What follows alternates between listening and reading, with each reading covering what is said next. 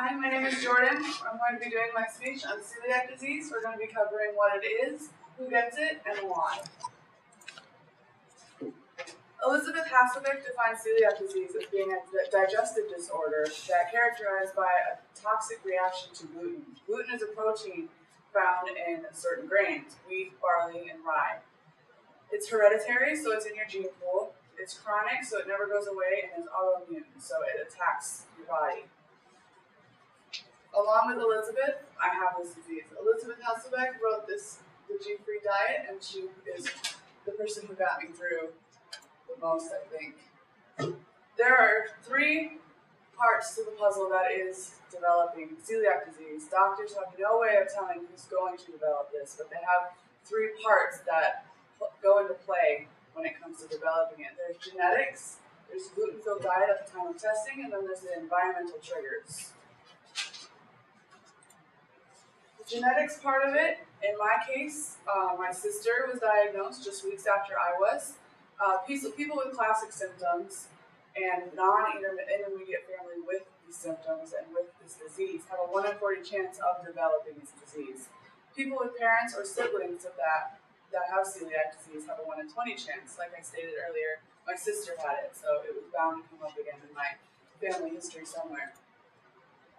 There are a lot of unfortunate symptoms that come with this disease, including abdominal pain, anemia, constipation, diarrhea, delayed puberty, and dramatic weight gain or loss. And later on, I will name the ones that I personally have.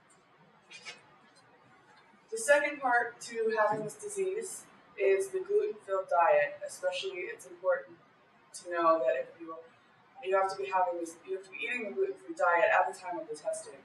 So a lot of things that people don't know about wheat is that it's in everything. It's in pasta, it's in bread, pizza, beer, like I put up here. It's in everything you bake, it's in everything. So there are a lot of gluten alternatives. There are a lot of gluten alternatives because one of the biggest ingredients is flour. Flour is in everything. So a few of the alternatives for flour is chestnut, almond, walnut, filbert, and you can even use coconut. My personal favorite is almond. Starches that you can eat is potato, tapioca, and sweet potato. And then the grains that you can eat is rice and corn, which I love both of those, so it's very, very good that they are on there. The environmental trigger part of this was the biggest one that I was totally unaware of, which makes a lot of sense. The Living Gluten-Free for Dummies names these up here to be the most common triggers. It's just pregnancy, surgery, physical trauma, or emotional trauma. And so Elizabeth Hasselbeck, which is the lady who wrote this book that I mentioned in the beginning, she picked up an intestinal infection in Belize. It took about 10 years to diagnose because at the time it wasn't common to be diagnosed with this. Many people have it, they just don't know they have it because they don't think to diagnose this, but it's getting more and more common. My experience would be probably, I would have to say it was an emotional trauma. I joined the military straight out of high school and I left home and went straight to Germany. So the stress of the new job, new home, new obstacles, I think all of that was what triggered it. My personal symptoms were abdominal pain, anemia, diarrhea, and a large amount of weight gain. The symptoms were always there before I went to Germany, but they got worse as soon as I started living the real world. It took about 7 to 8 months to diagnose. In that time, I had my gallbladder removed. The symptoms got worse before they got better. And finally, I was diagnosed using blood work. I overcame all my obstacles with all of the help from the people around me. My fiance helped me in eating right. My friends helped me in not eating bad around me.